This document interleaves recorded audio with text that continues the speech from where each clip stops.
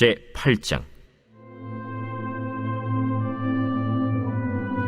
이스라엘 자손이 자기들의 성읍에 거주하였더니 일곱째 달에 이르러 모든 백성이 일제히 수문 앞 광장에 모여 학사 에스라에게 여호와께서 이스라엘에게 명령하신 모세 율법책을 가져오기를 청하매, 일곱째 달 초하루에 제사장 에스라가 율법책을 가지고 회중 앞, 곧 남자나 여자나 알아들을 만한 모든 사람 앞에 이르러 수문 앞 광장에서 새벽부터 정오까지 남자나 여자나 알아들을 만한 모든 사람 앞에서 읽음에 뭇 백성이 그 율법책에 귀를 기울였는데, 그때 학사 에스라가 특별히 지은 나무 강단에 서고 그의 곁 오른쪽에 선자는 마띠디아와 스마와 아나야와 우리야와 힐기야와 마아세야요, 그의 왼쪽에 선자는 부다야와 미사엘과 말기야와 하숨과 하스바다나와 스가랴와 무술람이라.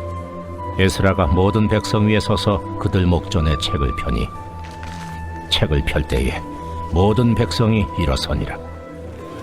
에스라가 위대하신 하나님 여호와를 송축하매 모든 백성이 손을 들고 아멘 아멘 하고 응답하고 몸을 굽혀 얼굴을 땅에 대고 여호와께 경배하니라.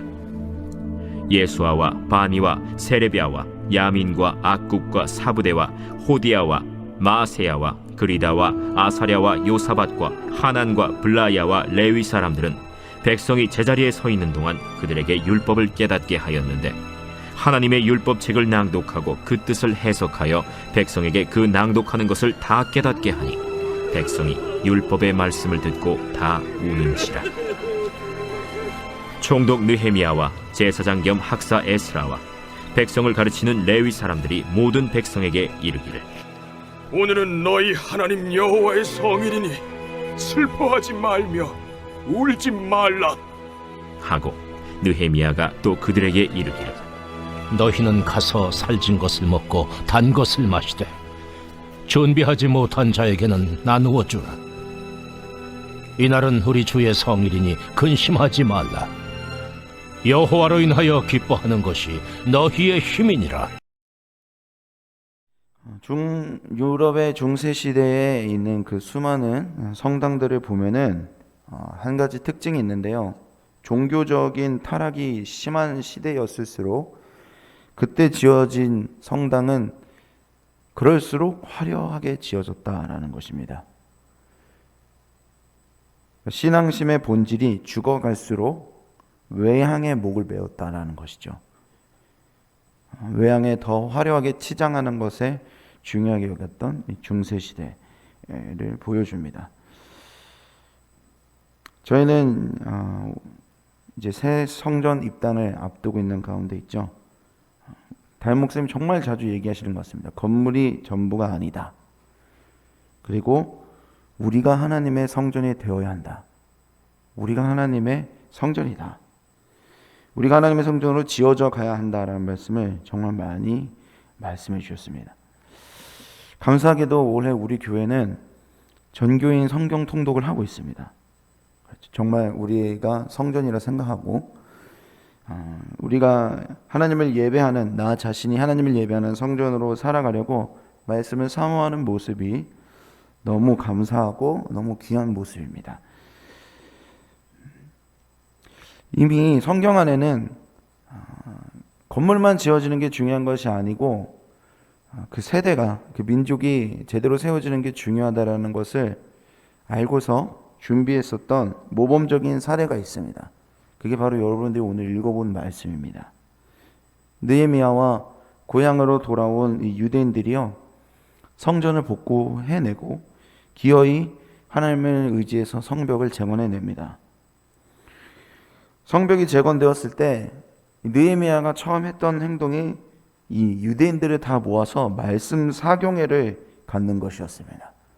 왜냐하면 앞서 말씀드렸던 것처럼 외양은 갖췄지만 이 느헤미야가 보기에 이 유대인들에게 내면의 말씀이 없다고 판단했기 때문입니다. 그래서 오늘 이와 같은 일이 일어나게 된 것이죠. 우리 1절 말씀을 같이 한 목소리로 읽어보도록 하겠습니다. 1절입니다. 시작. 이스라엘 자손이 자기들의 성읍에 거주하였더니 일곱째 달에 이르러 모든 백성이 일제히 수문 앞 광장에 모여 학사 에스라에게 여호와께서 이스라엘에게 명하신 율법책을 가져오기를 정하매. 아멘. 어느 시기인지를 한번 볼 필요가 있는데요. 일곱째 달입니다. 이 절에는 초하루라고 더 구체적으로 이야기하고 있는데요. 일곱째 달 초하루. 그러니까 지금 우리가 쓰는 달력으로 표현을 하면 신정, 새해 첫날입니다. 그러니까 성벽이 이제 완공됐고 이것 때문에 왔거든요. 성벽이 완공 이제 됐고 이제 그 다음은 뭐지? 라고 생각할 타이밍입니다. 올 한 해 나는 이제 이곳에서 무엇을 하며 살아야 하는 거지? 라고 생각할 그 타이밍에 이 느헤미야가 말씀 앞으로 돌아가 주님께 듣자라고 행동했었다라는 것입니다. 참 감사하게도 겉모양이 아니라 우리의 영혼을 채우기 위해 느헤미야는 말씀으로 돌아갔고 그러기 위해 이 학사 겸 제사장인 에스라를 초대해서 모세의 율법책을 낭독하는 시간을 갖습니다. 우리는 이걸 보면서 우리의 진짜 정체성을 발견할 수 있는 곳은 하나님의 말씀으로 돌아갈 때 가능한 것이구나. 하나님이 우리를 창조하셨으니 하나님의 말씀에서만 우리의 진짜 정체성을 찾을 수 있는 거. 하나님 우리를 지으셨으니까. 하나님의 말씀에서만 우리의 삶의 이유도 발견할 수 있는 거고 하나님의 말씀에서만 이제 그 다음 나의 사명 그리고 우리 교회 공동체의 사명이 무엇인지 하나님의 말씀에서만 제대로 발견할 수 있는 것이구나 라는 것을 좀 깨닫게 되는 것 같습니다.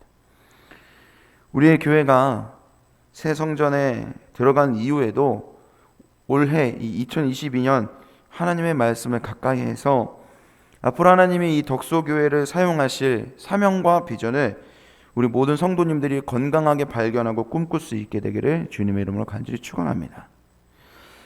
그렇게 말씀 앞으로 나아간 이 유대인들에게요, 말씀 앞에 나아갔을 때 유대인들에게 어떤 반응이 나타나는지 좀 보기 원합니다. 두 가지의 반응이 나타나는데 이 유대인들 앞에 나타났던 반응을 보면서 올 한 해 우리가 말씀을 가까이 하고 있고 하게 될 텐데 말씀 앞에 정말로 가까이 나아가고 있는지를 잘 점검해 볼 수 있기를 원합니다. 그냥 내가 잊고 있어가 아니라 그냥 껍데기뿐인 경건이 아니라 내 영혼이 정말 말씀을 사모하면서 말씀을 마주하게 되면 어떤 반응이 이 유대인들처럼 나타나게 되는 걸까? 돌아볼 수 있으면 합니다. 두 가지의 반응이 나타나게 되더라고요. 첫 번째로는 회개가 먼저 나타나게 됩니다. 9절 말씀 같이 한번 읽어보도록 하겠습니다. 9절입니다. 백성이 율법의 말씀을 듣고 다 우는지라 총독 느헤미야와 제사장 겸 학사 에스라와 백성을 가르치는 레위 사람들이 모든 백성에게 이르기를 오늘은 너희 하나님 여호와의 성일이니 슬퍼하지 말며 울지 말라 하고. 아멘. 여기에서 울었다고 하죠. 이스라엘 백성들, 유대인들에게 처음 말씀 앞에 마주했을 때 나타났던 반응은 웁니다. 이 울었다라는 단어를 좀 찾아보니까 통회한다, 애통한다 이런 뜻을 가지고 있더라고요. 유은희 담임 목사님께서 금요 기도회 때 이제 산상수훈을 설교하고 계시죠. 그러면서 이 애통에 대한 설교도 한번 하셨습니다. 뭐라고 하셨습니까? 진정한 애통은 나의 죄에 대한 애통이다. 이런 얘기를 좀 하셨었죠. 유대인들이 오랫동안 듣지 않았고 몰랐고 무관심하게 살았었던 이 하나님의 말씀을 다시 들었더니 이 유대인들의 영혼에서 나타났던 첫 반응은 통회하고 애통하는 마음이었습니다. 1절 끝에 한번 보실래요? 1절 끝에 한번 보시면 그들이 읽었었던 하나님의 말씀이 뭐였냐면 모세의 율법책이었습니다. 그러니까 오늘날로 얘기하면 모세오경인 거죠. 토라, 모세오경, 창출, 레민신 이 5권의 성경을 읽으면서 그들이 마음 가운데 일어나는 첫 번째 반응이 뭐였느냐면 회개였습니다. 여러분 한번 모세오경 한번 생각해 보시죠. 모세오경의 핵심이 여러 가지가 있지만 저는 이 5권의 책을 아우를 수 있는 것은 예배라고 생각합니다. 예배. 하나님이 우리를 어떤 존재로 부르셨고 하나님이 어떤 분이고 그 우리가 예배하기 위해 하나님이 어떤 일들을 하셨는지를 적어놓은 책이라고 생각합니다. 창세기를 보시면 하나님이 어떤 분이냐, 모세의 입장에서 이 창세기를 처음 하나님이 주셨을 때, 계시하셨을 때, 모세가 깨닫는 건 하나님이 이방 나라의 잡심 중에 하나가 아니라 하나님은 온 우주 만물을 창조하신 창조주 하나님이구나. 비교할 수 없는 만왕의 왕이시고, 우리는 그럼 누구냐? 우리는 그분의 소유이고, 우리는 그분의 백성이고, 그분의 자녀이고, 예배하기 위해 지어진 하나님의 작품이구나. 그리고 그 예배를 위해 하나님이 아브라함을 통해 모든 민족이 예배하게 하기 위한 복을 주겠다 약속하시고, 이삭을 통해, 야곱을 통해, 요셉을 통해 그 예배의 사명을 이루기 위해 하나님의 약속을 하나님이 어떻게 지켜가시는가, 이 약속을 지켜가는 이야기들이 이어지게 되죠. 요셉 이후에 애굽에서 어떻게 됩니까? 이스라엘이 400년이나 종노릇하면서 우리가 하나님을 예배하는 자들이구나, 우리가 하나님 예배하기 위해 지어졌구나라는 사실을 다 잃어버리고 삽니다. 그리고 무엇을 예배합니까? 애굽의 왕 바로를 예배하고 애굽의 우상들을 예배하면서 그들이 정말 영적으로도 노예로 살아갑니다. 그러던 그들이 모세와 함께 출애굽에서 하나님의 약속의 땅인 가나안으로 가게 되죠. 모세가 바로에게 우리가 떠날 거다라고 말하면서도 모세가 명료하게 이야기해, 우리가 하나님 예배하려고 가는 거다, 우리가 하나님을 예배하기 위해 가나안 땅에 가는 거다, 섬기기 위해 가는 것이다 라고 이야기했었습니다. 유대인의 고향 이 이스라엘은 그러니까 하나님을 예배하기 위해 있는 땅인 거예요. 예배를 위해 하나님이 주신 땅인 겁니다. 그런데 막상 어땠습니까? 이스라엘이 이 가나안 땅에 들어가서는 막상 그 땅을 얻고 나니까 온갖 세상 유혹과 시험에 타협해서 하나님을 예배해야 하는 그 땅에서 다른 것을 예배하죠. 바알을 예배하고 아세라상을 예배하며 온갖 우상숭배도 하고 하나님도 예배하고, 그러면서 영적인 음행 속에서, 수많은 타락 속에서 끝끝내 수많은 왕들이 그 우상숭배를 끊어내지 못하지 않습니까? 그러다가 아수르와 바벨론에게 나라가 멸망하게 된 것입니다. 그러니까 이 이야기를 모세오경을 들으면서 우리의 정체성이 무엇이었는가를 들으면서 처음 나타나는 반응이 회개인 거예요. 우리가 이런 오랜 기간 포로로 살아오느라 우리가 잊었었던 정체성이 있구나. 우린 예배자이구나. 왜 우리가 이런 포로로서의 시련을 겪어야 했었고 여기까지 다시 돌아와서 성전을 복구하고 성벽을 재건해야 했었는지 깨닫게 되는 거예요. 우리에게 사명이 있구나. 그건 예배구나. 오랫동안 우리가 잊었고 우리의 조상들이 그것을 잊고 살아왔구나. 지난날 하나님을 떠나 살았었던 이 유대인들의 역사, 자신들의 역사를 보면서 우리의 역사는 예배의 역사가 아니라 우리 역사는 범죄의 역사고 우상숭배의 역사, 영적 타락의 역사 그 자체였구나. 하나님의 마음이 얼마나 아프셨을까를 생각하게 되는 거죠. 그러면서 그들의 마음 안에 통회하고 애통하는 마음이 부어졌었다라는 것입니다. 우리가 말씀을 마주할 때 처음 나타나는 우리의 반응이 이 애통하는 마음. 두 번째로는 기쁨입니다. 기쁨. 이들의 이 애통하는 것이 끝이 아니고 그 애통 뒤에는 느헤미야가 이렇게 이야기를 하는데요. 우리 10절 말씀을 같이 한번 읽어보도록 하겠습니다. 10절입니다. 느헤미야가 또 그들에게 이르기를 너희는 가서 살진 것을 먹고 단 것을 마시되 준비하지 못한 자에게는 나누어 주어. 이날은 우리 주의 성일이니 근심하지 말라. 여호와로 인하여 기뻐하는 것이 너희의 힘이니라 하고. 아멘. 느헤미야가 이야기합니다. 여호와로 인하여 기뻐하거라. 그것이 너희의 힘이다. 여호와를 기뻐하는 것이 우리의 힘인 줄 믿습니다. 왜 기뻐하라고 하는 걸까요? 그 앞에 한번 보실래요? 기뻐하라는 이유가 나와 있습니다. 이날은 무슨 날이니까? 이날은 우리 주의 성일이니까. 이 말 안에 얼마나 많은 역사적으로 함축된 은혜가 있는지 모릅니다. 방금 전 살펴봤었던 유대인의 역사는 어떤 역사예요? 영적 음행으로 우상 숭배로 실패한 역사. 실패한 역사인데 보라, 다시 하나님이 우리에게 주의 성의를 허락하셨다. 오늘 이 자리에 하나님이 우리에게 다시 주의 성의를 허락하셨다. 보아라, 다시 성전을 허락하셨고 실패한 역사 가운데에서 하나님은 우리를 놓지 아니하시고 예배를 주셨다. 하나님이 그런 우리를 백성 삼으신 걸 포기하지 않으시고 약속을 이루셨다. 그러니 그런 신실하신 여호와 하나님으로 인해서 기뻐하자. 우리를 오래 참으시는 인자하신 여호와 하나님으로 인해서 우리가 기뻐하자. 이 10절 말씀에서 더불어 이야기하죠. 근심하지 말라라고 이야기를 합니다.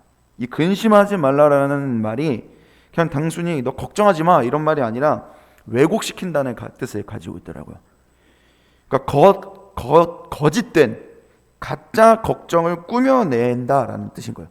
가짜 사실을 조장해서 헛된 근심을 하지 말아라 라는 겁니다. 그러니까 예를 들어 이런 거죠. 통회하고 애통하는 것 중요한데요, 우리가 뭐가 자꾸 착각을 하냐면 애통하는 거랑 자기를 비하하는 것을 비슷하게 생각해요.